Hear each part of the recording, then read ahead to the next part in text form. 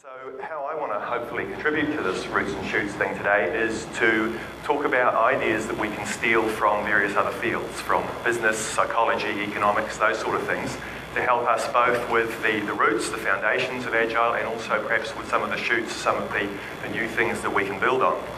Now I'm going to structure the talk today around the 4 points from the Agile Manifesto, which Alistair took us through earlier, except I'm not going to talk about one of them, the working software one. Oops, that was meant to cross out. Let's try that again. Working software one, I'm not going to be talking about that one today just because I haven't got anything to say and I haven't got enough time to say it, even if I had something. So without further ado, let's have a look at one of the areas that I've discovered that I think really helps us with responding to change over following a plan, or as, what was your term for it, Alistair? Attend to current reality. Attend to current reality, which is a great term, but I never got around to quickly putting it on my slide.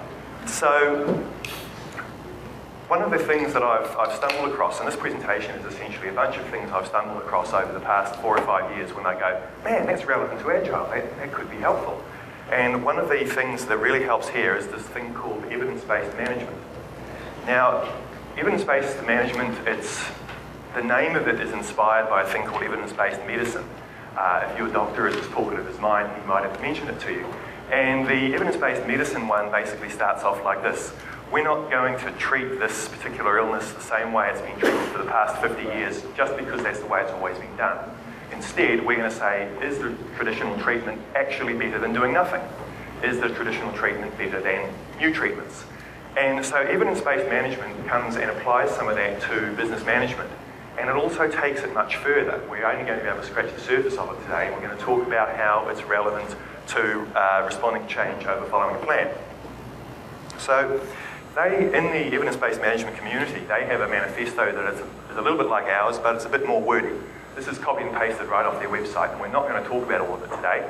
I guess I wanted to put it up there in part to draw the parallel with our own manifesto, and in part to illustrate that I'm only going to really talk today about these two here in the middle, and I would have liked to have talked about some of the others because there's lots of relevance in lots of different parts of it. The first one there, number 2 that I'd like to talk about, is getting the best evidence and using it to guide actions. And we can see that on 2 levels in Agile. We see it within a project, which we'll talk about some more in a minute, but we also see it in the sense that Alistair was talking about this morning, when he went round, when he was working for IBM, and looked at all those different project teams and said, what is and isn't working here?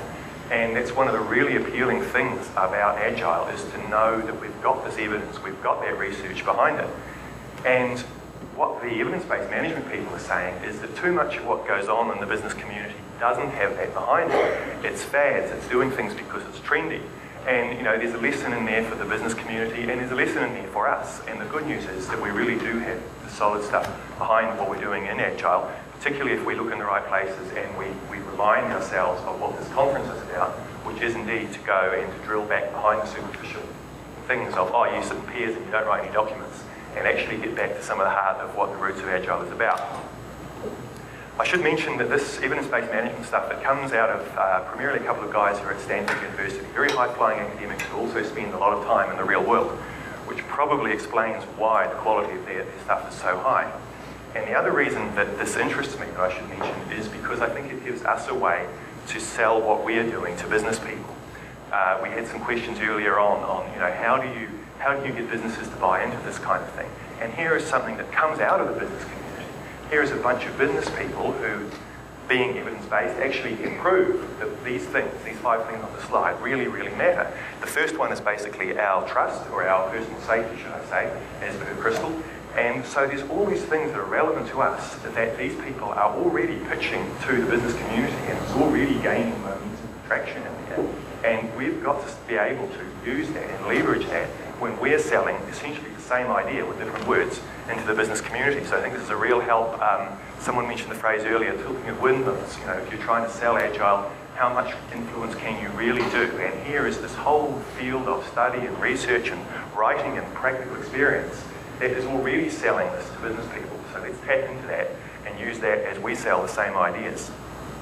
The other one I wanted to talk about, the third one, is treat your organisation as an unfinished prototype, learn by doing. And again, there's this complete independent discovery of our notion of feedback, our notion of learning as we go. And in fact, I really like the way they phrase it.